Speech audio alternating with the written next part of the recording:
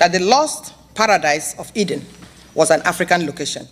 A few decades ago, one woman captured the world with a bold claim about Igbo land.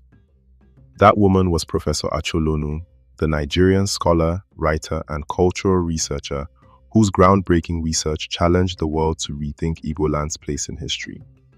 I believe every Nigerian, especially the Igbos, should watch this video. And I am surprised the video was not widely distributed because it's not new. Catherine Acholonu, who was selected as a Fulbright scholar by the US government in 1990 and was the special advisor to the Nigerian president on arts and culture in the early 2000s, died in March 2014. Her book, They Lived Before Adam, presents controversial yet fascinating ideas about ancient Igbo civilization and their role in the story of humanity. But what exactly did she say? And why does her message still spark debates today? Let's watch. Please click the like button to support my channel. Thank you. I'd like to first of all address the significance of the work we have done, the research we have done. We believe that our findings have expanded the parameters of knowledge. We believe that our findings call for another look at the history of mankind.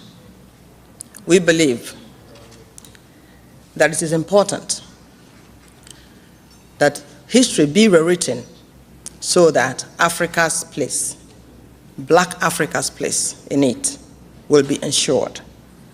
The contributions of Black Africans towards the making of world civilizations are what our findings are about. I stand here today not just as myself alone, but as head of a research team set up in 2004 under the auspices of the United Nations Forum of Arts and Culture, Nigeria. The United Nations Forum of Arts and Culture is a program of the Global Secretariat of the UNCCD, of which I happen to be the Nigeria representative and Goodwill Ambassador. This research team has in it personalities such as Dr. Ajay Prabhakar, an Indian software technology engineer and specialist of the United Nations Forum of Arts and Culture. Ms. Nneka Ebuna, a senior culture officer in UNESCO Nigeria. Honorable Edi Olumba, an applied arts specialist and a distinguished alumnus of Manhattanville College, Purchase, New York, the art and culture consultant of United Nations Forum of Arts and Culture. These are a few of those I will name among our research team. I myself am a professor of linguistics and African cultural studies, a former Fulbright scholar at the Westchester Consortium for International Studies, and visiting professor at Manhattanville College, Iona College, College of New Rochelle, Marymount College, all in New York State. They Lived Before Adam is my 16th published book, and the second in a series which are the result of this research project, which originally began in 1990, 19 years ago in the state of New York, and precisely on the campus of Manhattanville College. Therefore, on behalf of my co-authors and co-researchers and myself, we express our gratitude to the U.S. State Department, to the Fulbright Organization, and to the Westchester Consortium for International Studies for this support I received between 1989, when I discovered and published the Igbo roots of African slave author and American slave author, Olaudah Equiano, also called Gustavus Vassa. And 1991, when these institutions I've mentioned granted me the honor of enjoying their hospitality and support as U.S. international visitor and as a Fulbright scholar in residence here in New York. They Lived Before Adam is the sequel to another work titled The Gram Code of African Adam, Stone Books and Cave Libraries, reconstructing 450,000 years of Africa's lost civilizations, published in 2005. Together, these two books make up a total of about 1,150 pages.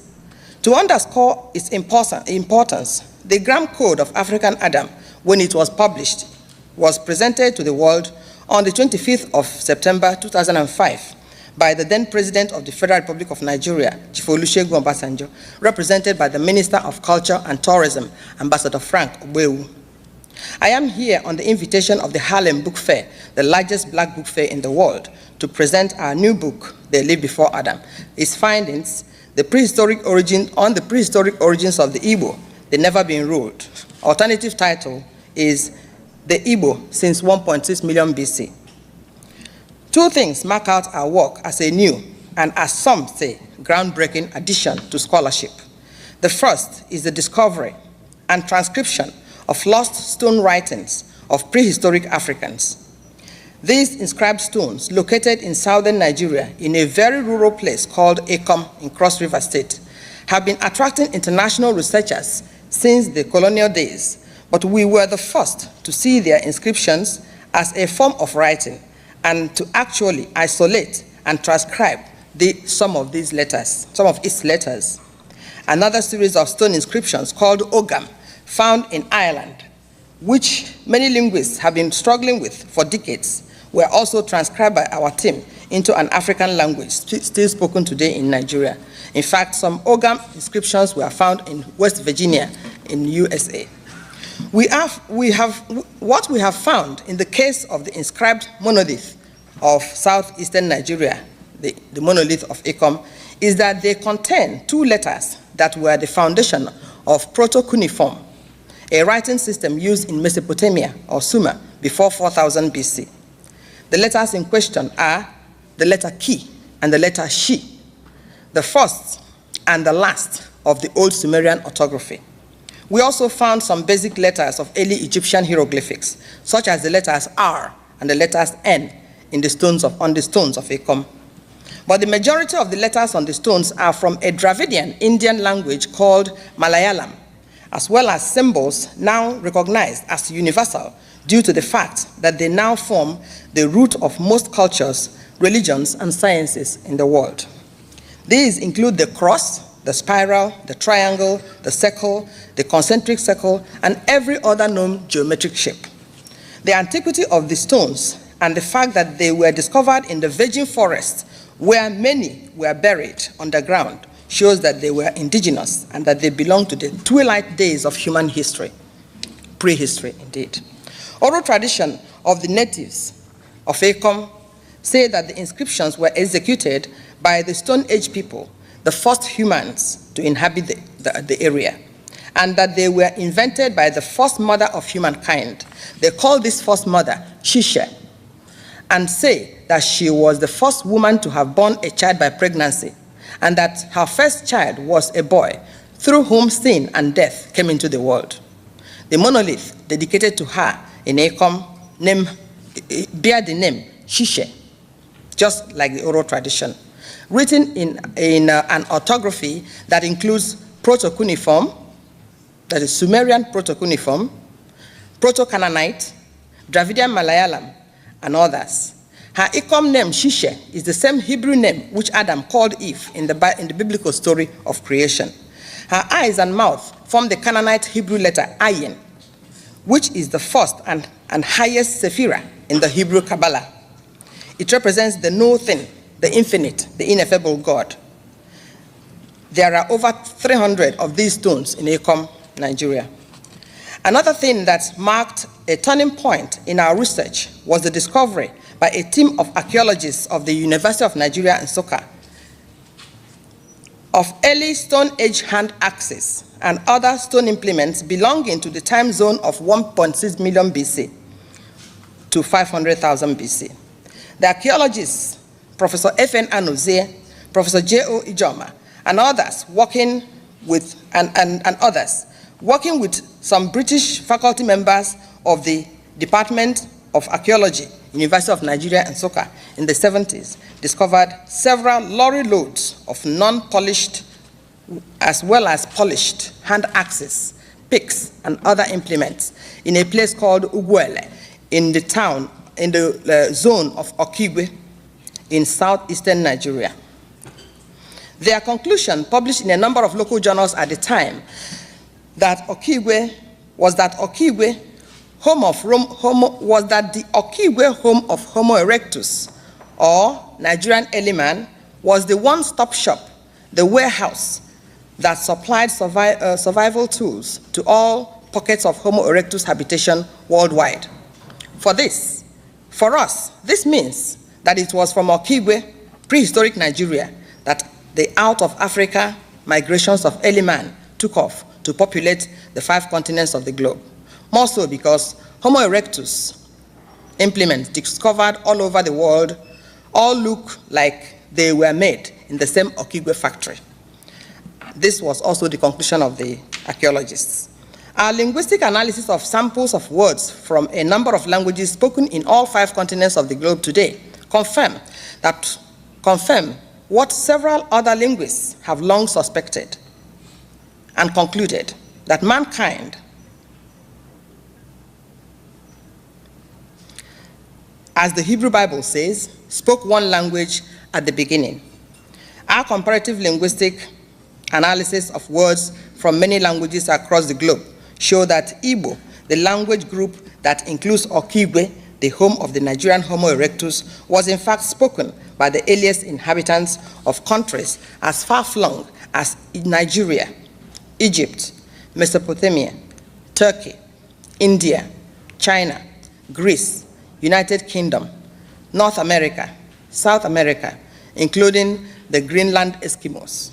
In fact, the 2 vernacular words that survived in Plato's description of Atlantis were found to be in sound and in meaning to have been directly derived from the Igbo language environment. So too were 90% of words used by Adam and his household, especially names of people and places and their meanings. Our research includes the origin and meanings of symbols used in every religion and sacred literature all over the world.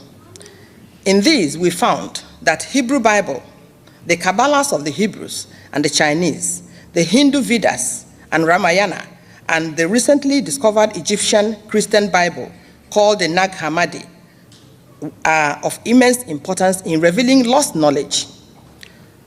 Wherever we looked, we found evidence confirming the claims by geneticists who have been conducting mitochondrial DNA research in 4 leading universities here in USA, that all mankind came from sub-Saharan Africa, that Eve and Adam were black Africans. However, whereas it had been previously believed that Adam and Eve were descended from East African Lucy, our findings reveal that it was not an East African Lucy, but more like an Igbo Nigerian Chioma.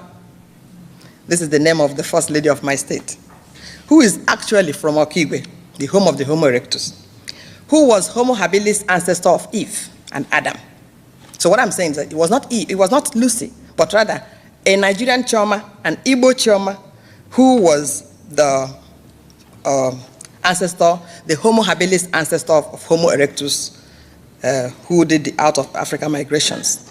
We say this because research conducted by French paleontologists, led by Professor Michael Brunet, revealed that Australopithecus, the direct ancestor of Homo erectus, the ancestor of Homo sapiens, or Adam, lived at the Nigeria-Chad basin 7 million years, predating Lucy and even her newfound ancestors by a whopping 2 to 4 million years.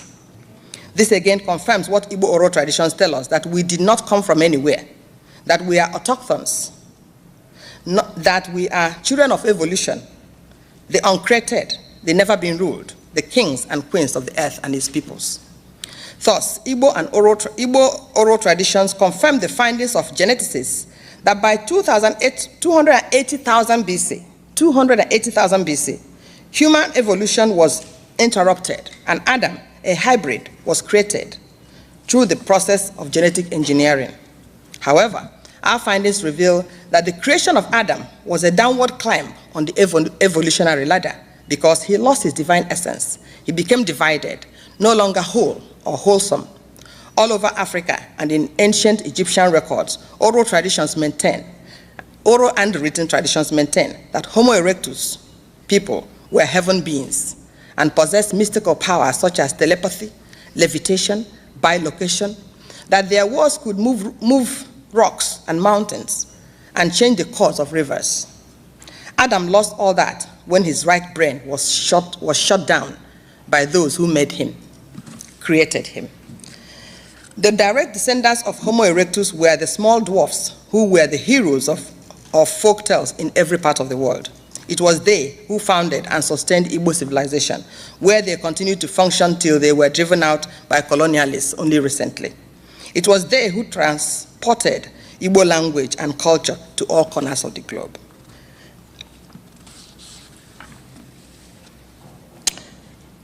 Therefore, we say that the things falling apart, which you read about in Chinua Achebe's Things Fall Apart, to whom this publication, The Leaf Before Adam, is dedicated, refers to the falling apart not only of the Igbo of the colonial period, but of the prehistoric Igbos, the ancestors of mankind.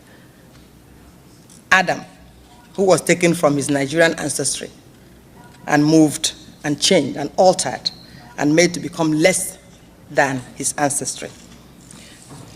The significance of the this research work confirms both theories of evolutionism as well as creationism. That these two theories played some part in the development of the human species. That indeed mankind is one family, and Black Africans are the oldest ancestors of humankind, and the first to be called Homo. That the lost paradise of Eden was an African location. That in fact, it was a West African and Nigerian location, and that the solutions to the problems created by modernity through the fall of Adam are to be sought in Black Africa. Thank you so much. God bless you.